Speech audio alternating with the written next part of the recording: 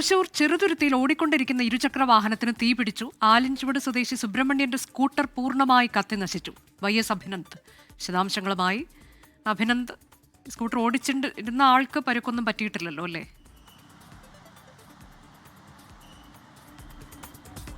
അനുജ, തൃശൂർ ഷൊർണൂർ സംസ്ഥാന പാതയിൽ ഇന്ന് രാവിലെ 6:30 സംഭവം ഉണ്ടായത്. ഷൊർണൂർ ഭാഗത്ത് നിന്നും ചെറുതുരുത്തി സെന്ററിലേക്ക് പോകുകയാണ് ഇത്തരത്തിലേക്ക് അപകടമുണ്ടായത്. സ്കൂട്ടർ പൂർണ്ണമായും കത്തി നശിക്കുകയായിരുന്നു ചെയ്തത്.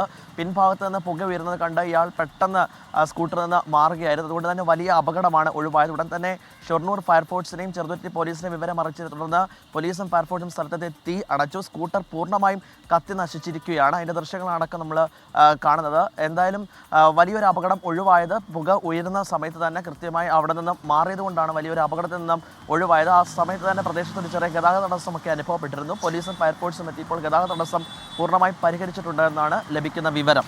അനുജ, ചെറുതുരുത്തിയിലാണ് ഓടിക്കൊണ്ടിരുന്ന ഇരുചക്ര വാഹനത്തിന് തീപിടിച്ചത്. സുബ്രഹ്മണ്യന്റെ സ്കൂട്ടർ പൂർണ്ണമായി കത്തിനശിച്ചു. പക്ഷേ സുബ്രഹ്മണ്യൻ ഓടി രക്ഷപ്പെട്ടതിനാൽ പരുക്കൊന്നും പറ്റിയിട്ടില്ല. അഭിനന്ദാണ് വിവരങ്ങൾ നൽകിയത്.